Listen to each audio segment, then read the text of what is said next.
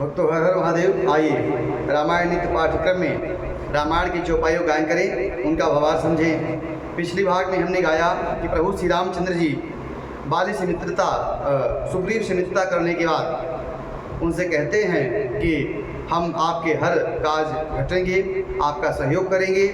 तब सुग्रीव ने ताड़ के वृक्ष और दुंदुभी राक्षस की हड्डियां दिखाई, जिन्हें प्रभु ने एक ही बाण से ताड़ के वृक्ष को ढा दिया। और तब प्रभु श्री रामचंद्र ने सुग्रीव को बाली के पास भेजा। बाली जाकर दरवाजे पे खड़ा होकर बाली को ललकारा।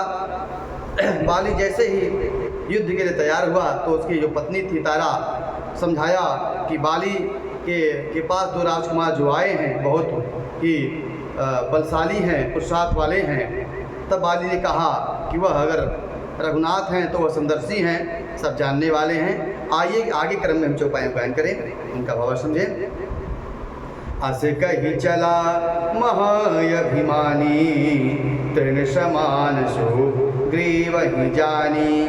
भिरो उभो बालियति तरजा, मुठिका मारी महाधुनि गरजा। ऐसा कहकर वह महान अभिमानी बाली सुग्रीव को तिनके के समान जानकर दोनों चला और दोनों भिड़ गए।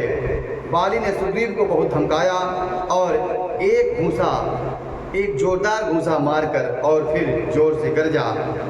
तब सुग्रीव विकल होई भागा, मुष्टि प्रहार वज्र सम लागा। मैं जो कहा रघुवीर कृपाला, बंधु न होई मोर यह काला।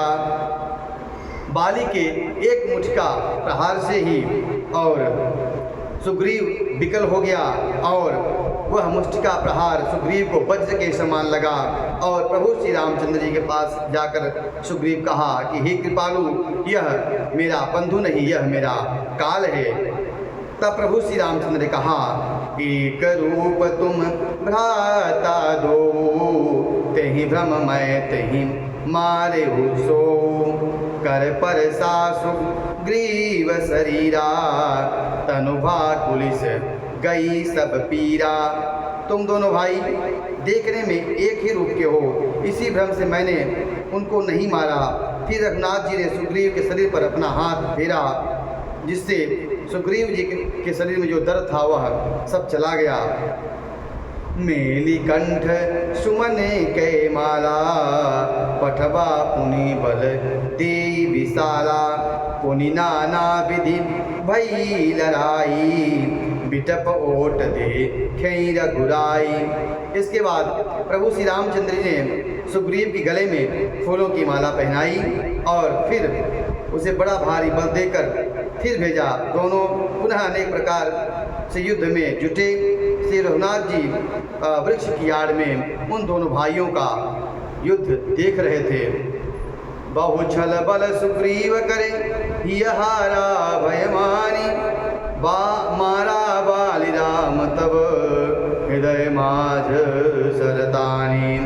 सुग्रीव बहुत से छल बल किए किंतु भय मानकर हृदय से हार गया। तब श्री रामचंद्र ने तान कर बाली के हृदय में बाण मारा। परा विकल मही सर के लागे, पुनि उठी बैठी देखी प्रभु आगे। श्याम गात सिर जटा बनाए, अरुण नयन सर चाप चढ़ाए। बाण के लगते ही बाली व्याकुल होकर पृथ्वी पर गिर पड़ा, किंतु प्रभु श्री रामचंद्र जी आगे देखकर वह फिर उठ बैठा।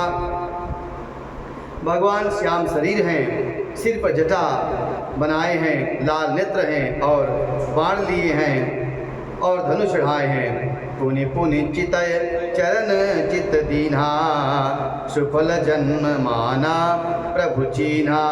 हृदय प्रीति मुख बचन कठोरा, बोला चितई राम की ओरा। बाली ने बार बार भगवान की ओर देखकर और चित्त को उनके चरणों में लगा दिया। प्रभु को पहचान कर उसने अपना जन्म सफल माना। उसके हृदय में प्रीति थी परंतु मुख से कठोर वचन थे। वह प्रभु श्री रामचंद्र जी को देखकर बोला, धर्म हेतु अवतरे हूँ गोसाई, मारे हूँ मोही व्याध की नाई। मैं बैरी सुग्रीव पियारा, अवगुण कवन नाथ मोहि मारा। हे गोसाई, आप धर्म की रक्षा के लिए आपका अवतार हुआ है। आप मुझे व्याध की तरह छिप कर मारा है। मैं बैरी और सुग्रीव प्यारा है। हे नाथ, किस दोष से आपने मुझे मारा है? तब प्रभु कहते हैं, अनुज बधू भगिनी सुत नारी, सुन सुच कन्या समय चारी।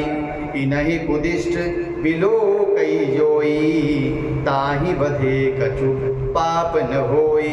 श्री रामचंद्र ने कहा, हे मूर्ख, सुन, छोटे भाई की पत्नी, छोटे भाई की स्त्री, बहन, पुत्र की स्त्री और कन्या, ये चारों समान हैं। इनको जो भी बुरी दृष्टि से देखता है उसे मारने में कोई पाप नहीं लगता।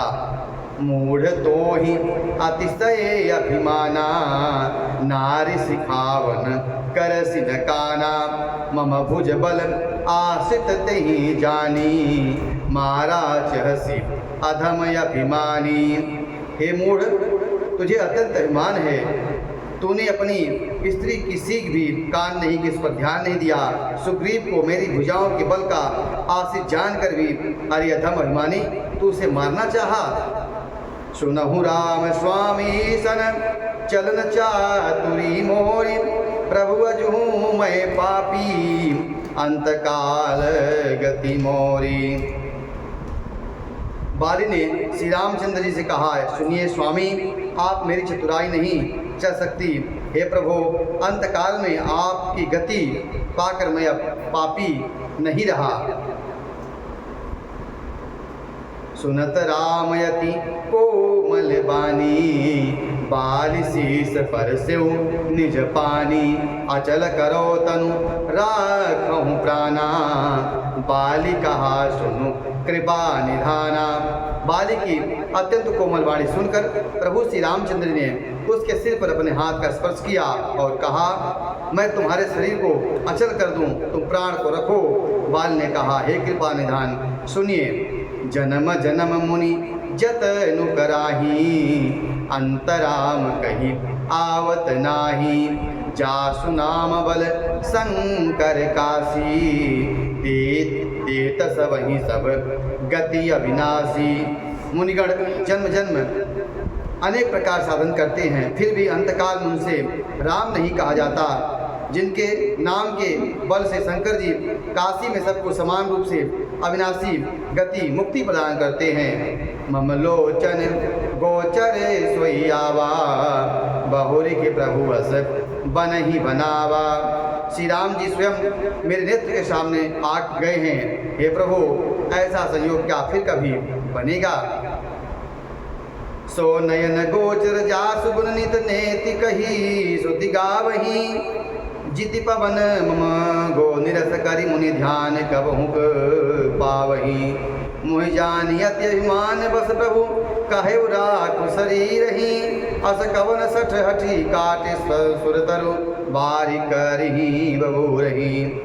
श्रुतियाँ नीत नीत कहकर जिसका निरंतर गुणगान करती हैं तथा प्राण और मन को जीतकर इंद्रियों को नीरस बनाकर मुनिगण जिनके ध्यान में एक झलक पाने के लिए लालायित रहते हैं, वे प्रभु मेरे सामने साक्षात खड़े हैं। आपने मुझे अत्यंत अभिमानवश जानकर यह कहा है कि तुम शरीर रखो, परंतु ऐसा मूर्ख कौन होगा जो हठपूर्वक कल्प वृक्ष को काटकर उसे बबूर के बाढ़ लगाएगा। अवनाथ करि करुणा बिलोक्यहूँ, देहु जो वर मागहूँ। जही जोनि जन्म गर्वस्तः, राम पद अनुरागी हों। यह तनय मम सम विनय बल कल्याण प्रद प्रभु कीजिए। गही बाह सुर नर नाह, आपन दास अंगद कीजिए।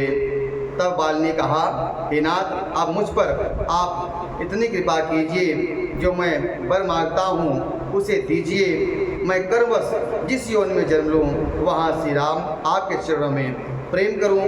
हे कल्याणप्रद प्रभु, यह मेरा पुत्र अंगद है, मेरे बल में और बल में मेरे ही समान है, इसे स्वीकार कीजिए। और देवता और मनुष्यों कि नाथ बाह पकड़कर इसे अपना दास बनाइए। राम चरण दृढ़ प्रीति करी बालिकी ने तनु त्याग, सुमन माल जिमि कंठ ते गिरत न जाय नहीं जाग। प्रभु श्री रामचंद्र के चरणों में दृढ़ प्रीति करके बाली ने शरीर वैसे ही त्याग दिया जैसे अपने गले से फूलों को, हाथी अपने गले से फूलों की माला को सिरका देता है और उसका गिरना वह नहीं जान पाता है। आज के पाठ्यक्रम में इतना ही। अगले भाग में हम आगे कुछ उपायों बयान करेंगे, उनका भावार्थ समझेंगे। कथा अच्छी लगी हो तो YouTube चैनल सब्सक्राइब जरूर करें, शेयर करें, जय श्री राम कमेंट करें। सादर जय श्री राम। हर हर